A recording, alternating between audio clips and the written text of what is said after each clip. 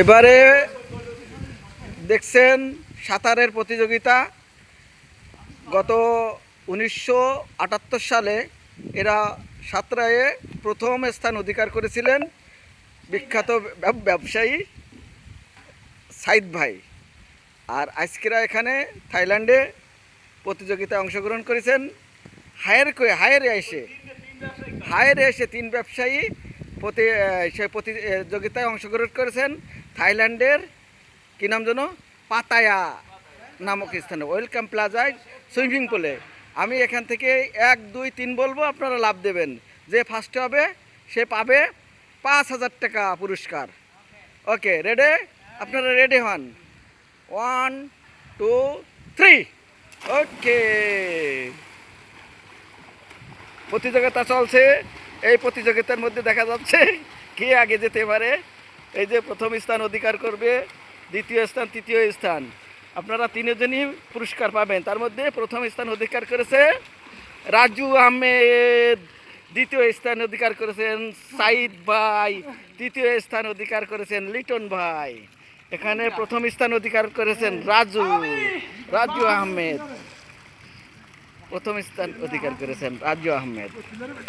ওকে, দ্বিতীয় স্থান অধিকার করেছেন সাইদ ভাই, সেই প্রখ্যাত ব্যবসায়ী যিনি 1976 সালে প্রথম স্থান অধিকার করেছিলেন এশিয়া মহাদেশের ভিতরে।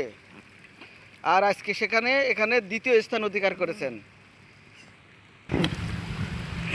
এই যে তৃতীয় স্থান অধিকার করেছেন লিটন ভাই উঠে গেছেন। সময় লাগবে না,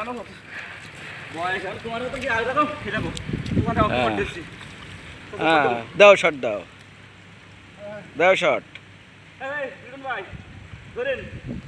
ওকে ওকে ওকে। ও লে লে লে লে লে।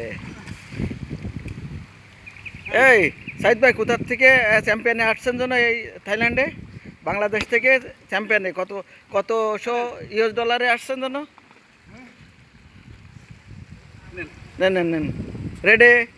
1, 2, পক্কা। ওরে বাবা, বিশাল ব্যাপার। এরকম,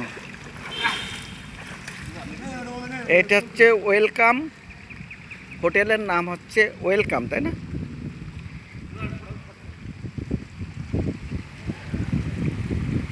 ফাইভ স্টার হোটেল।